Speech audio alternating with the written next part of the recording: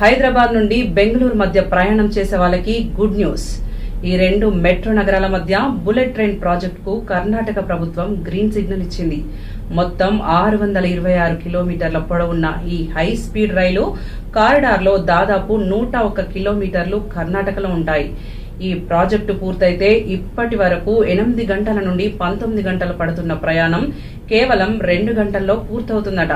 అంటే ఉదయం హైదరాబాద్ నుండి బయలుదేరితే బ్రేక్ఫాస్ట్ బెంగళూరులో చేసేసే రోజులు దగ్గరలోనే ఉన్నాయన్నమాట. ఇప్పటికే తెలంగాణ మరియు ఆంధ్రప్రదేశ్ ప్రభుత్వాలు ఈ ప్రాజెక్టుకు గ్రీన్ సిగ్నల్ ఇచ్చాయి. తాజాగా కర్ణాటక కూడా ఓకే చెప్పడంతో ప్రాజెక్ట్ ముందుకు కదిలే పరిస్థితి కనిపిస్తోంది. వచ్చే ఏడాది మార్చి నాటికి డిపిఆర్ అంటే డీటెయిల్డ్ ప్రాజెక్ట్ రిపోర్ట్ సిద్ధం చేయాలని అధికారులు ప్లాన్ చేస్తున్నారు. ఈ బుల్లెట్ ట్రైన్ వస్తే ఐటీ ఉద్యోగులు, వ్యాపారవేత్తలు, స్టూడెంట్స్ అందరికీ బాగా ఉపయోగపడుతోంది. టైం సేవ్ అవుతోంది, ట్రావెల్ కంఫర్ట్ పెరుగుతోంది.